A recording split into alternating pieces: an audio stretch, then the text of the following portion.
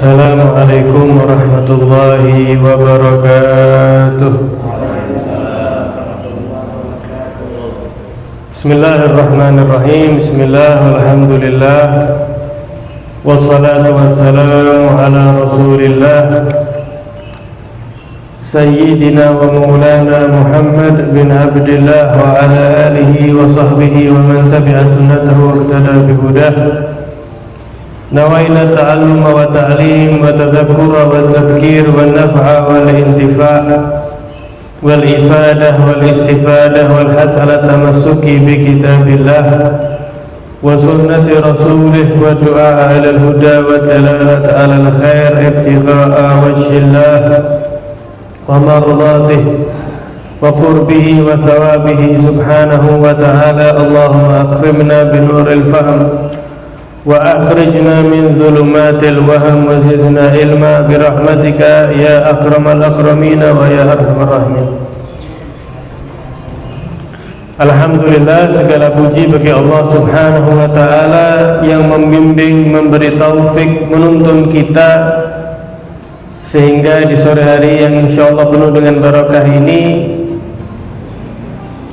waktu menjelang berbuka didampingi oleh rintikan hujan yang insyaallah merupakan luapan kasih sayang dari Allah subhanahu wa ta'ala. Semoga kita mendapatkan daripada cipratan-cipratan kasih sayang tersebut, amin ya rabbal alamin. Hadirin yang dimuliakan Allah, melanjutkan kajian daripada Al-Hikam Al-Haddadiyah, mutiara-mutiara hikmah daripada kalam Al-Imam Qutbud Da'wati wal Irsyad Al-Habib Abdullah bin Alawi bin Muhammad Al-Haddad radhiyallahu ta'ala anhu, sampai pada kalam beliau qala radhiyallahu ta'ala anhu, naza'al aqdar man istakbaha min akhihi ma la yadkhulu tahtal ikhtiyar. Beliau mengatakan telah dinyatakan seseorang itu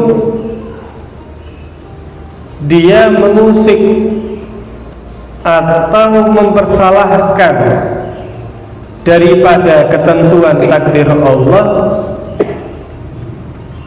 Siapa itu? Yaitu man istakbaha min akhihi, seseorang yang menjelek-jelekan atau seseorang yang menganggap jelek dari apa yang ada pada diri saudaranya,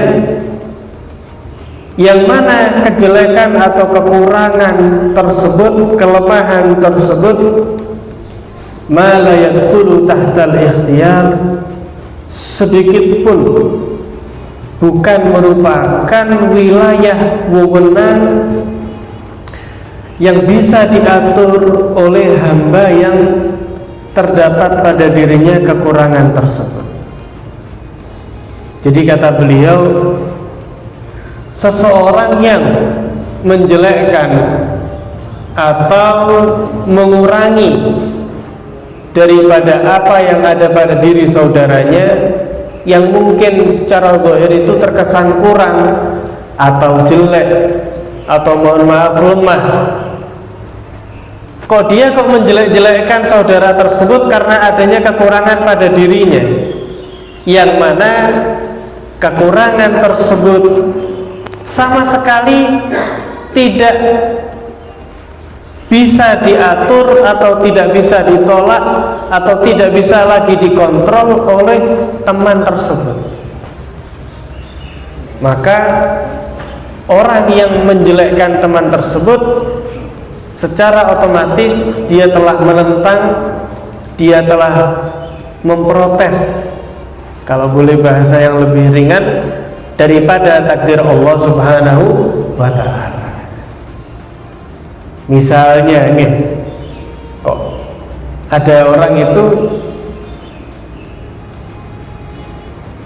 misalnya kurus sekali, kemudian kurus tadi itu disebabkan penyakit yang nggak bisa ditolak oleh orang tersebut. Waliyatubillah min dzalik. Kalau ada orang menjelekkan misalnya, oh ini tinggal dikasih kertas jadi layangan misalnya. Atau misalnya dikatakan di sini kakubhis surah, seperti penampilannya tidak baik. Subhanallah, mungkin kali Gusti Allah kok diberi ujian kena penyakit yang wajahnya itu jadi tidak terlihat baik atau tidak terlihat indah. Karena ada nih nggih.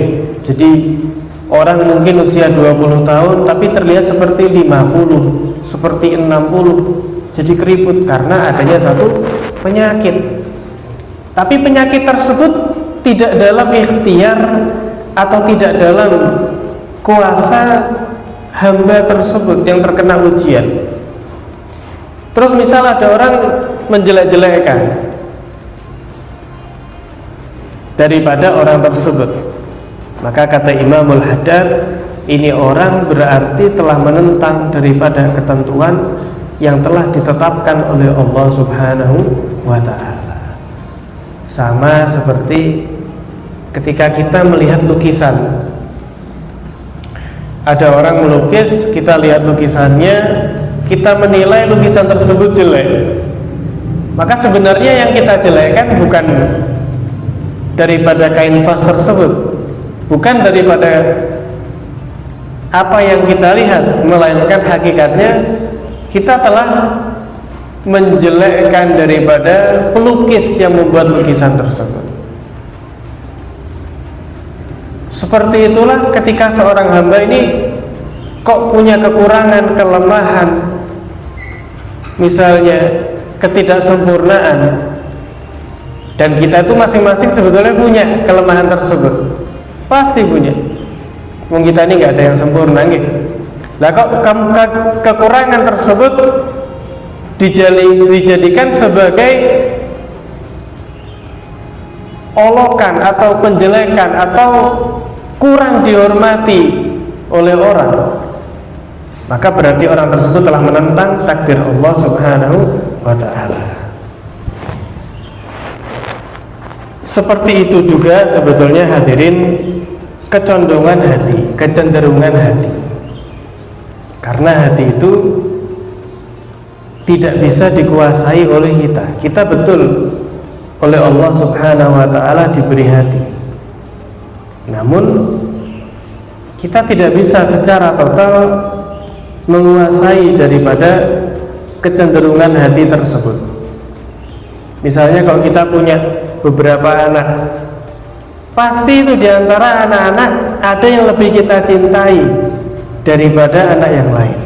Memang betul kita cinta dengan semua anak, namun pasti ada anak yang lebih condong, lebih cenderung kita cintai daripada anak yang lain. Apakah dosa seperti itu? Tidak dosa. Namun akan menjadi keliru, akan menjadi dosa, na'udzubillah, jika kita tidak bisa bersikap adil kepada mereka. Sama misalnya seperti, misalnya kalau ada orang memiliki istri lebih dari satu, dan itu kan diperbolehkan dalam Islam, poligami, dan itu kita garis bawahi, itu diperbolehkan dalam agama Islam, itu diperbolehkan, bukan disunahkan, bukan sesuatu yang dianjurkan. Betul, jangan disalahpahami, karena sebagian menganggap poligami itu dianjurkan, disunahkan dan lain sebagainya. Bukan, tapi diperbolehkan sebagai solusi. Islam memberikan solusi. Nah, misal ada orang kok punya istri lebih dari satu, ternyata subhanallah hatinya lebih cenderung ke yang satu daripada yang lain. Apakah dia berdosa? Boten. Tidak berdosa. Kenapa? Karena hati ini kita nggak bisa kontrol. Lowong anak saja loh. Kenapa kok saya lebih cinta kepada anak yang kedua ya daripada yang satu atau ketiga? Ya wallahu alam, tidak ada sebabnya. Karena itu Allah Ta'ala sendiri yang memberikan kasih sayang tersebut kepada mereka melalui kita. Istri pun demikian. Misal ada orang punya istri lebih dari satu, kok dia lebih mencintai yang satu daripada yang lainnya, maka ini bukan sesuatu yang jelek. Namun jika tidak memberi keadilan yang sama, ini baru keliru, ini baru berdosa. Harus wajib sama persis diwajibkan adil. Tapi kecenderungan dalam kasih sayang ini termasuk daripada bab ma la yadkhulu tahtal ikhtiyar, sesuatu yang tidak bisa dikontrol, sesuatu yang tidak bisa diupayakan oleh manusia itu sendiri. Sehingga hadirin, pernah diceritakan saking kita itu dilarang menganggap jelek apa yang tidak bisa dikuasai oleh objek tersebut. Pernah salah seorang daripada kaum solihin melihat seekor anjing. Lah seekor anjing ini masuk ke dalam tempat sampah gitu, mencari makanan. Dia kan kotor nih sudah, anjingnya niki ya najis mughaladzah, mencari-cari makanan di tempat sampah. Akhirnya orang soleh tersebut kok mengejek, berbicara tentang anjing tersebut, berbicara yang tidak baik tentang anjing tersebut. Ya mungkin, oh ini anjing kok nyari makan kok di tempat sampah. Jadi intinya menjelekkan anjing tersebut. Subhanallah, Allah subhanahu wa ta'ala menjadikan anjing tersebut mampu berbicara. Mendengar kok dikatain seperti itu, anjing tersebut langsung mengatakan, anta ta'tarid ala sun'ah am ala sone. Lu yang kamu jelekkan itu ciptaannya atau yang menciptakan? Jadi niki anjing niki bertanya, loh kamu itu barusan mengolok-olok saya, yang kamu olok itu saya sebagai ciptaan atau yang menciptakan saya? In kunta ta'tarid ala sun'ah, kalau kamu itu menjelekkan ciptaan ini, saya sebagai anjing, perlu kamu ketahui wahai manusia, falau kana al-khiyar li ma uhibbu an akuna kalban. Nah kalau yang kamu olok-olok itu saya sebagai makhluknya Allah yang tidak berdaya, maka saya pun kalau dikasih pilihan, ya saya nggak bakal mau jadi anjing. Tapi saya ini nggak lebih, hanya ciptaan Allah subhanahu wa ta'ala. Ini misal milih, ya mungkin saya milih jadi kambing atau jadi sapi atau hewan yang lain.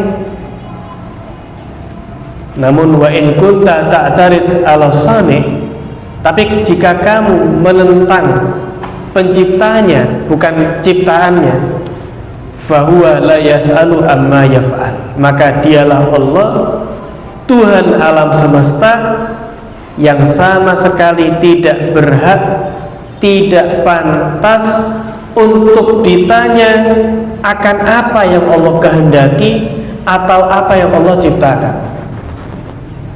Jadi kalau kamu menentang Gusti Allah, ya kamu nggak boleh tanya, lu kenapa Allah menciptakan anjing? Lu Allah itu dinyatakan la yus'alu amma yaf'alu wa hum yus'alun, dinyatakan dalam firman-Nya. Gusti Allah niku tidak berhak untuk ditanya, kenapa ini ya Allah, kenapa mboten. Wa hum yus'alun. Justru mereka itu para hamba Allah, yus'alun, merekalah yang kelak di akhirat yang justru akan ditanya kali Gusti Allah. Lu kenapa gini? Kenapa kamu berbuat ini? Kenapa kamu seperti ini dan seperti itu? Bahkan disebutkan di dalam kitab tafsir Al-Alusi, Nabi Nuh niku hadirin, kenapa kok dinamakan Nabi Nuh? Nuh itu ya nahayanuhu itu merengek. Dalam bahasa Arab niku artinya merengek, merintih niku, merengek. Nah Nabi Nuh niku dinyatakan dalam tafsir, kenapa dijuluki atau dipanggil Nabi Nuh, dinamakan Nabi Nuh? likathrati nauhihi wa bukaihi ala nafsih. Karena Nabi Nuh itu dulu pernah sangat lama merintih, merengek, menangisi daripada kesalahan dirinya. Lu kira-kira model kesalahan apa ini kok sampai seperti itu? Ternyata dikatakan apa? Nopo sebab beliau niku kok sampai nangis seperti itu, sampai dipanggil Nabi Nuh? Ternyata sebabnya hadirin, beliau pernah melihat seekor anjing yang kotor. Melihat anjing yang kotor, kemudian diludahi, meludah tadi itu kepada anjing tersebut. Maka Allah Ta'ala menjadikan anjing tersebut yang diludahi mampu berbicara dan mengatakan, faqala ata'ibani am ta'iba khaliki. Lo yang kamu hinakan ini aku sebagai makhluknya Allah, atau kamu menghinakan penciptaku? Kaget Nabi Nuh niku, langsung kaget mendengar, berarti ini menghinakan makhluk, dia ciptaan Allah. Berarti secara tidak disadari telah menghina Allah Subhanahu wa Ta'ala. Fanadim, maka beliau langsung betul-betul menyesal dan merintih daripada hal tersebut. Makanya beliau dipanggil Nabi Nuh alaihissalam. Niku versi daripada tafsir Al-Alusi. Jadi hadirin yang dimuliakan Allah, ketika seseorang kok menjelekkan saudaranya atas kekurangan yang dimiliki, dan kekurangan tersebut sama sekali tidak ada kuasa untuk dihilangkan atau bahkan dikurangi, maka dia telah menjelekkan daripada hamba tersebut. Seperti yang tadi kita bahas, termasuk kecenderungan hati, Nabi SAW niku hadirin adalah paling adilnya manusia. Di dalam Al-Quran memang Allah menyatakan boleh bagi seorang muslim untuk menikah 2, 3 dan maksimal 4. Fankihu ma taba lakum minan nisa masna wa thulatha wa ruba'. Namun Allah garis bawahi, wa in khiftum alla ta'dilu fawahidah aw ma malakat aymanukum. Tapi jika kamu takut untuk tidak mampu bersikap adil, karena kalau cuma nikah-nikah gampang sekali.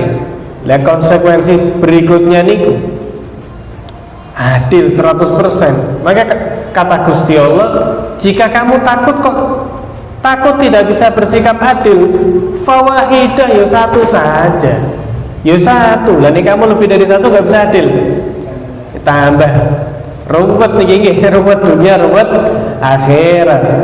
Ya, kata Gusti Allah, jadi satu saja. Atau jika zaman dulu ada budak, au mamalakat aimanukum, atau kalau kamu memiliki budak, yaitu haknya kamu membudak. Jadi poligami ini solusi diperbolehkan, bukan sebuah anjuran. Karena kadang keliru, dianggap anjuran, akhirnya poligami tambah terlantar ndak karuan. Lho Nabi niku hadirin paling adilnya manusia yang pernah ada niku Kanjeng Nabi sallallahu alaihi wasallam. Lho Nabi itu sampai saking hati-hatinya, beliau niku mengatakan, Allahumma hadza qasmi fima amlik fala talumni fima tamliku wala amlik. Kanjeng Nabi niku hadirin sangat adil sekali, sangat membahagiakan istri-istri beliau, menguntungkan istri-istri beliau. Tapi tadi itu masalah kecenderungan hati, itu bahkan Nabi menyatakan, ya Allah, saya sudah bersikap adil semaksimal mungkin fima amlik, yang saya mampu.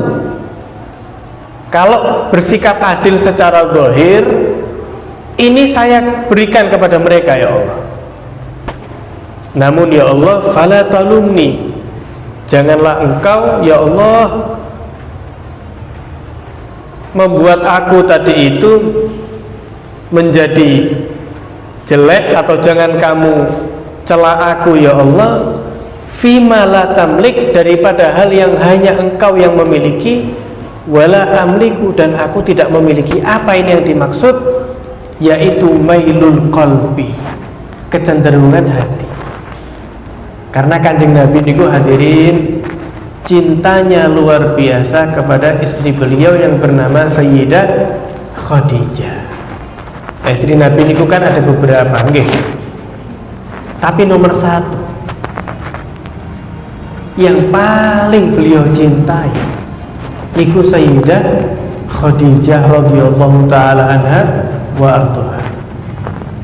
Nah, bagaimana ini Nabi kok lebih cinta Sayyidah Khadijah dibanding istri-istri yang lain? Nah niku tadi Nabi mengatakan, saya nggak punya, saya tidak mampu menguasai kecenderungan hati niku.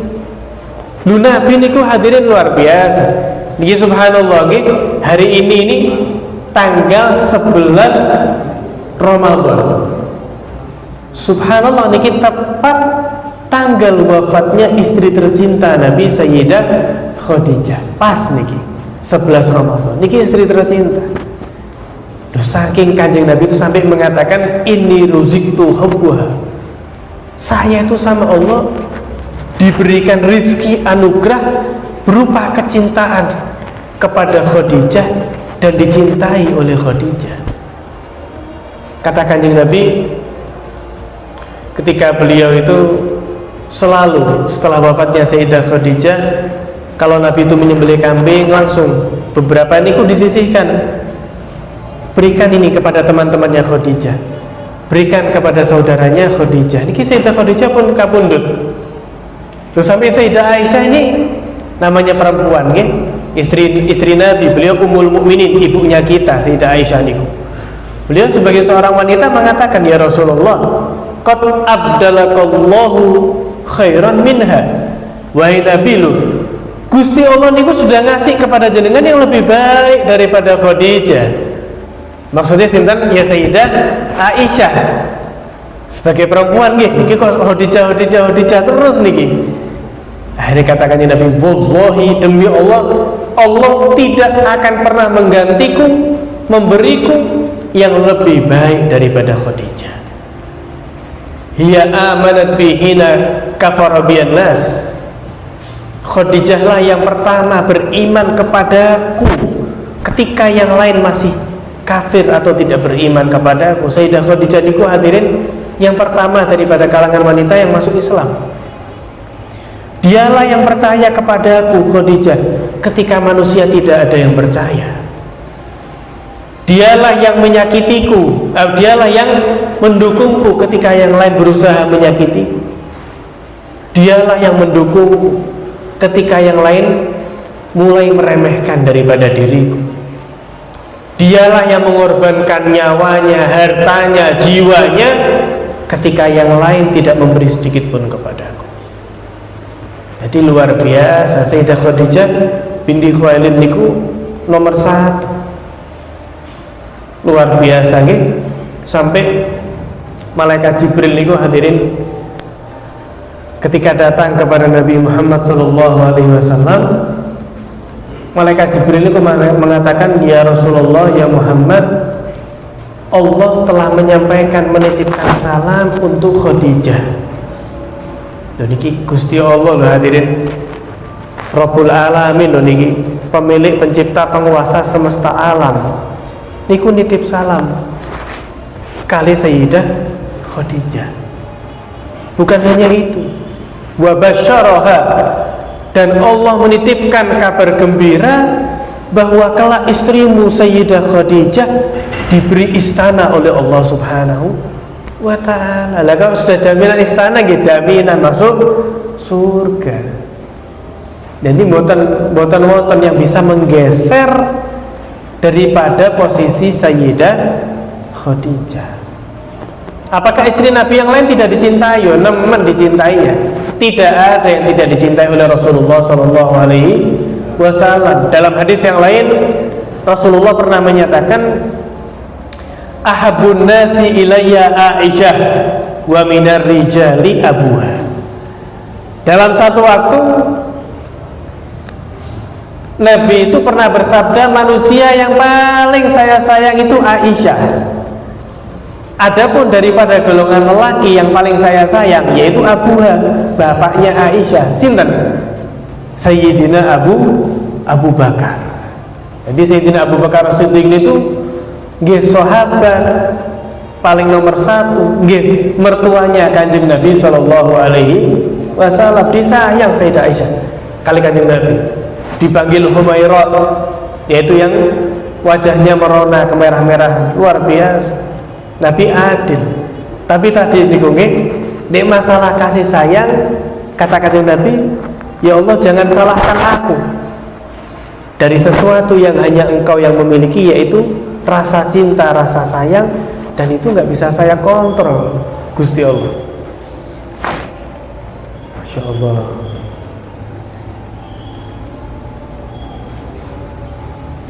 Sampai-sampai hadirin disebutkan oleh Al-Imam Al-Qalyubi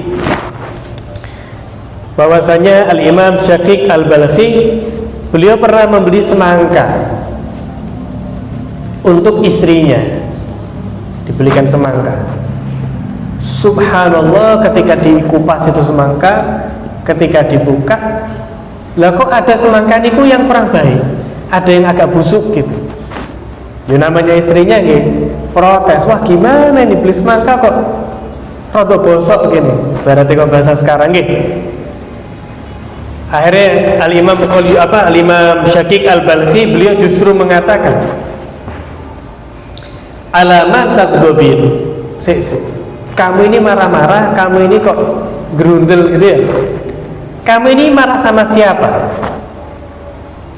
Alal baik, au alal mustari, au alal zarik, au alal khalik. Kamu ini mau protes ke siapa sekarang?